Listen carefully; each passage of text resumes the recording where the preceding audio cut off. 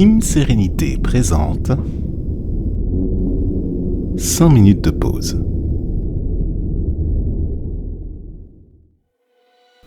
Installe-toi confortablement sur une chaise, un coussin de méditation. Inspire profondément par le nez et gonfle le ventre. Expire lentement par la bouche en le dégonflant afin de marquer une pause. Nous allons tenter de répondre à la façon dont comment tu peux trouver ton pourquoi. Parce qu'il t'a déjà été apporté une ébauche de solution sur la nécessité de trouver ton pourquoi, ce qui te fait te lever le matin, et si tu étais aligné avec la cause pour laquelle tu t'actives.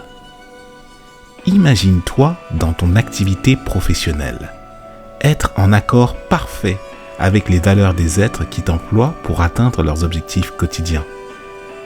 Tous les tenants et tous les outils nécessaires à leur accomplissement te paraîtront évidents et ainsi tu les incorporeras dans ton mode de fonctionnement. Les éléments, les circonstances ainsi que la divinité t'appuieront selon ton niveau de conscience et de connaissance sur ce que les lois universelles ont à t'enseigner pour toi et ton épanouissement en parfaite reliance avec ta nature véritable. Alors, que signifie précisément cette connexion à ta nature véritable et profonde ? Et comment l'utiliser pour manifester ce pourquoi il est crucial que tu contribues dans ce monde ? L'une des raisons les plus inattendues à ce stade, c'est parce que quelqu'un a besoin de toi.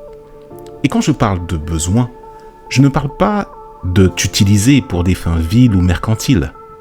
Je parle de la connexion que ton être propose, car tu vibres à une fréquence qui s'élève dès que tu en prends conscience et que tu l'alimentes de l'amour et de la paix que tu cultives pour toi et à l'intérieur de toi. Dès que tu continues de l'alimenter pour une cause qui est parfaitement alignée avec ton être, alors tu es dans un élan et une dynamique qui te fera gravir des montagnes, en adéquation avec la foi que tu manifestes et la puissance de l'intention que tu cultives par ailleurs. J'appelle ici à ta culture de l'espoir, de voir ce qui n'est pas encore manifesté devant toi, même si tu perçois que cela ne se passe pas encore selon tes attentes. Car en réalité, plus que d'attentes, il s'agit ici d'étudier ce bien-être qui te caractérise et qui a un effet réflecteur sur l'ensemble de ton environnement et de tes semblables, et qui aura un impact sur ta condition, et de croire encore davantage en la cause qui t'anime. De nouveau, inspire profondément par le nez en gonflant le ventre, et expire lentement par la bouche.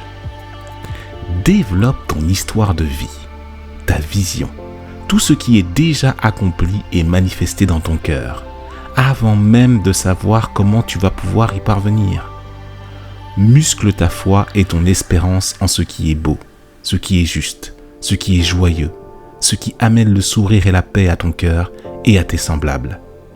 De toute l'émotion qui va rejaillir, c'est l'essence de ce qui est nécessaire qui va apporter de l'énergie à tout ce qui conspire au succès de tes activités. Prends aussi le temps de remercier, d'apprécier chaque individu avec qui tu es en contact régulièrement et qui amène des choses positives à tes actions. Prends simplement des nouvelles, développe des interactions sincères, viens leur en aide si tu sens que tu es en mesure de contribuer à leur bien-être. Et c'est là que toute la foi que tu auras musclée en toi prendra sens, car elle résonnera sur autrui par tes gestes et tes mots. Sois le phare dans la nuit pour ceux qui résident dans la pénombre et qui désirent ardemment s'en sortir. Tu seras ainsi surpris de ce qu'ils seront prêts à faire pour que tu leur rendes service. Garde cette intention d'amour, d'élévation, de respect et de considération, car à tout instant, tu seras amené à en bénéficier à des moments où tu t'en douteras le moins. Garde la positivité quoi qu'il arrive, même en cas de coup dur, car tout arrive pour une raison. Et ton pourquoi trouvera sa cible dans toutes les dimensions du vivant.